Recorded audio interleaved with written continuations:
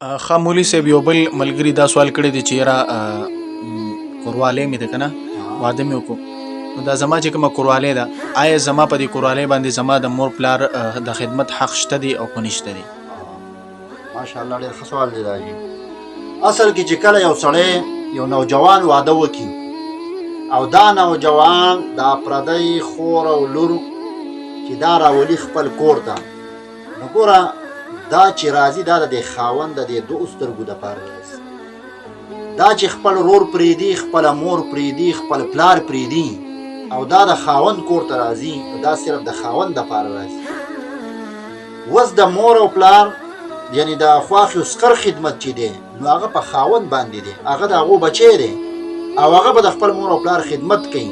نو چې کله خاوند راځي او د خپل پلار چاپۍ ته کینی، د خپل مور چاپۍ ته کینی، د مور په سر لوپټه برابروي، مور له بستره برابروي، پلار له بستره برابروي، تکیه شاته ږدي، نو دغه زنانه به م راپاسي او دا به کوي. خو که خواښې وایي چې نه نه ته به زما خدمت کې، نو خواښې ظلم کوي. که پلار وایي ته به سقر وایي زما خدمت به کې، دا ظلم کوي. دغه خواښې او دغه سقر دیم دې دا وګڼي چې زما بچی یم د چا سره خو ناسته ده که نه، هغه چې تا هلته لېږلي دي نو چا له دې لېږلي ده؟ هغه تا د خاوند خدمت له لېږلي.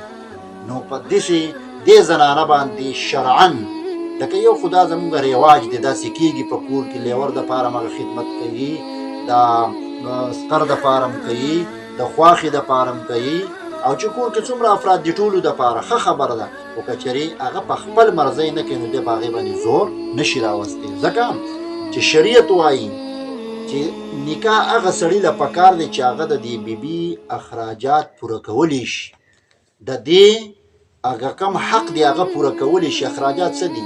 که شریعت کې دا ده که دا زنانه تا نه وغواړي چې ماله به یوه ځان له کور راکړي نو کور به وله ورکړي، دا د دې حق دی. که دا وایي چې زه ستا مور او پلار سره نه اوسېږم، د سقر او خواښې زه نه اوسېږم ځان له کور، شریعت وله دې اختیار ورکړی دی. دا ولي چې دا د صرف د خاوند د خدمت دپاره راځي، دا د خاوند د دغه دپاره تر دې پورې چې که دا جنۍ وایي دا مور وایي چې یاره زه د خپلې بچي له پی نه ورکوم، نو خاوند په دې زور نشي راوستی چې نه نه زما دې بچي له به ته پی ورکړي، دې له به بله زنانه نیسي یا به وله پی ورکړي، اجرت به دې ورکړي. ځکه چې دا پی ورکول په دې مور لازم نه دي. نو دا د شریعت حقوق دي. مونږ نن د دې خیال نه ساتو، د دې وجې نه هغه اختلافات راځي. که د دې مونږ خیال وساتو چې د ښځې کم حق دی، هغې نه مونږ ځان خبر کړو. که مونږ د دې نه ځان خبر کړو چې د مور کم حق دی، که د پلار کم حق دی، نو بیا به دا جګړې فسادات نه راځي.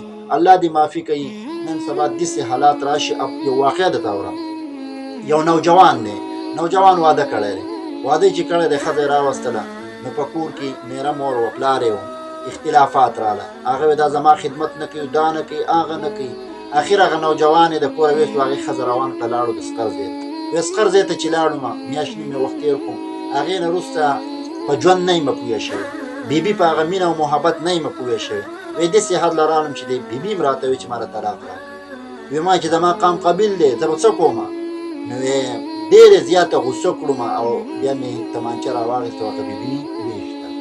نو که دغې مور او پلار دې بچي له زړه ورکړی وي، د هغه پردۍ خور او لور له زړه ورکړی وي او دا د هغې ښځه یې ګڼلی وي، نو دا اختلاف به نه راتلي. نو ستا دا سوال جواب دا دی چې یاره په دې باندې د خواښو سقر خدمت شته، نو شرعاً په دې باندې د خواښو سقر خدمت نشته. جزاکم الله خیر. ډېره مننه مولوي صاحب.